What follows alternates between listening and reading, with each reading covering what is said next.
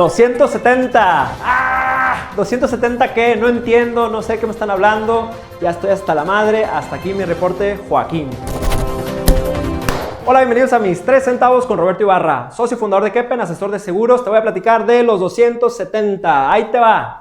En Estados Unidos, los Founding Fathers, los patriarcas de la civilización, del imperio moderno más exitoso y abundante y rico de la humanidad, estos hombres blancos, privilegiados, dueños de esclavos, cuando estaban escribiendo la Constitución en 1776, que oficialmente Estados Unidos se convierte en un país libre de Inglaterra, deciden ellos cómo le vamos a hacer con este sistemita de voto, porque estaban muy cansados de la monarquía y de que les impusieran los impuestos bajo las condiciones que Inglaterra decía. Formaron América y los Estados Unidos. Entonces, en todas las democracias del mundo es muy sencillito. ¿Quién tuvo un voto más? Es el ganador o la ganadora. En Estados Unidos no es tan sencillito. ¿Por qué? Por los esclavos, justamente. Ahí te va. Como tenían muchos hombres blancos, eran dueños de esclavos, que particularmente en el sur del país se concentraban una mayor cantidad de esclavos, había un argumento de que quién sí y quién no podía votar, quién tenía ese derecho universal. Como los dueños de los esclavos en el sur tenían, vamos a hablar de una proporción, me la estoy inventando, 5 esclavos contra 1 del norte, entonces ellos decían, pues yo le voy a decir a mis esclavos que voten como yo quiero y por ende va a haber muchos más votos repartidos en el sur. Los del norte no les gustaba esa idea y se hace toda una conversación en la creación de la Constitución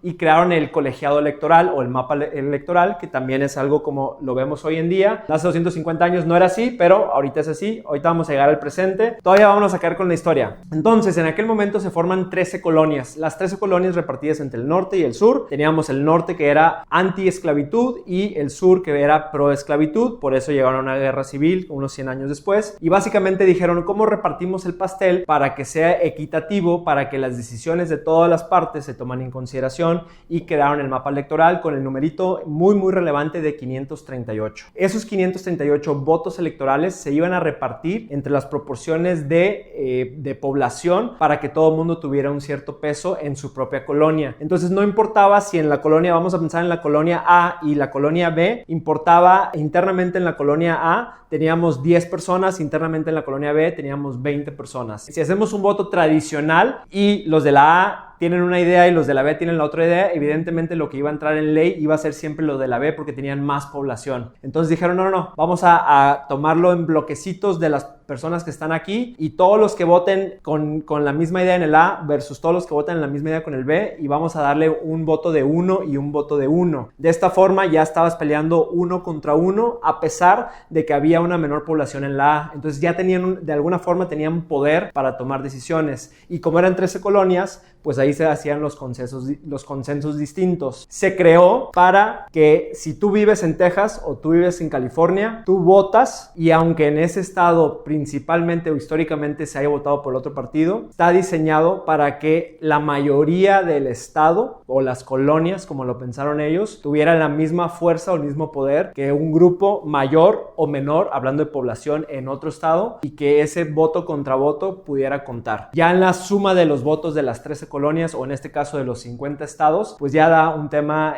muy interesante. Entonces, ¿qué pasa si hay un empate? Ya no hubo empate, afortunadamente, 269 contra 269 puede pasar. Ahí entra todo un proceso de que primero pasa a la Cámara, que recordemos ahorita en el 2020 el poder lo mantuvo los demócratas. Eso creo que es importante, pero hubiera sido todo un relajo y últimamente creo que nadie hubiera querido esa situación. Vámonos un poquito paréntesis. ¿Qué relevancia tiene esto con la economía y con las finanzas? Muchísima. Esta incertidumbre que se vivió en Estados Unidos es una incertidumbre que impacta todos los mercados. Todas las tomas de decisiones de dinero en el mundo están voltearon a ver las elecciones, y ese tiempo que no había un presidente electo es muy detrimental para la imagen mundial de los Estados Unidos. Aquí en México, afortunadamente, tenemos el PREP y el Instituto Nacional Electoral, el INE, que no sé ahorita cómo vaya a pintar para la próxima elección, pero desde que se creó hasta la última elección, el INE es de los mejores sistemas democráticos del mundo. Vienen observadores de todo el mundo a observar cómo lo hacemos aquí en México. Somos de los pocos países, somos un país punta de lanza en el proceso democrático desde la creación del IFE. Sí, aunque no lo creas. Entonces, este sistemita empezó,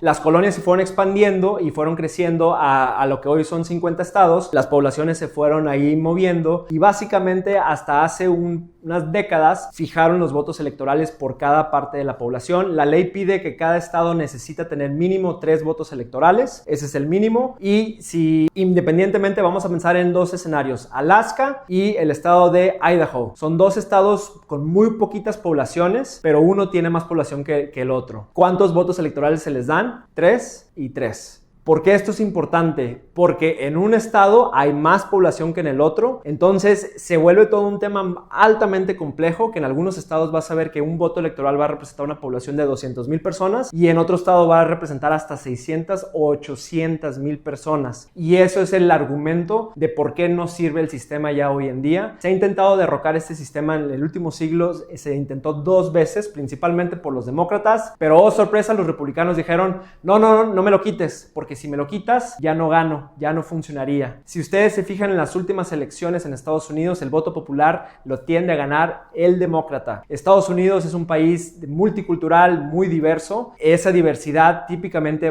va a favorecer al demócrata por sus políticas. Vamos a pensar un poquito más de capitalismo social. El republicano es más en pro del negocio, menos enfoque en la persona o en el humano. Y el gringo anglosajón tradicionalmente pues prefiere esa homogeneidad y no tener que andar lidiando con los inmigrantes ahí molestos y apestosos. Como dijo alguna vez Trump, es un shit show y no quiere a esa gente de esos países de mierda. Sí, lo dijo el presidente de Estados Unidos. Lo grabaron. El último intento que se hizo para cambiar el sistema fue justamente en 1960. No fue aprobado. Hoy en día se va a hacer. Mi opinión es, no creo que se vaya a cambiar este sistema en algún tiempo que veamos. ¿Por qué? Porque si bien esta elección no la ganó Trump, pero sí la ganó el trumpismo. ¿Qué significa? Más o menos votaron 70 millones de americanos para Biden, o mejor dicho, para el Partido Demócrata, y más o menos votaron 68 millones para Donald Trump. El que votó para el Partido Republicano no votó para el Partido Republicano, votó para el partido de Donald Trump y votó por Trump y sus ideas y sus locuras. Entonces, tienes ahí una población muy relevante y muy importante que no porque haya ganado el otro se les van a quitar sus ideas. Eso es muy peligroso para el mundo, para Estados Unidos. Ese es un tema para otro video. Pero el sistema no va a cambiar porque estas personas son un poquito más fanáticas, un poquito más agresivas.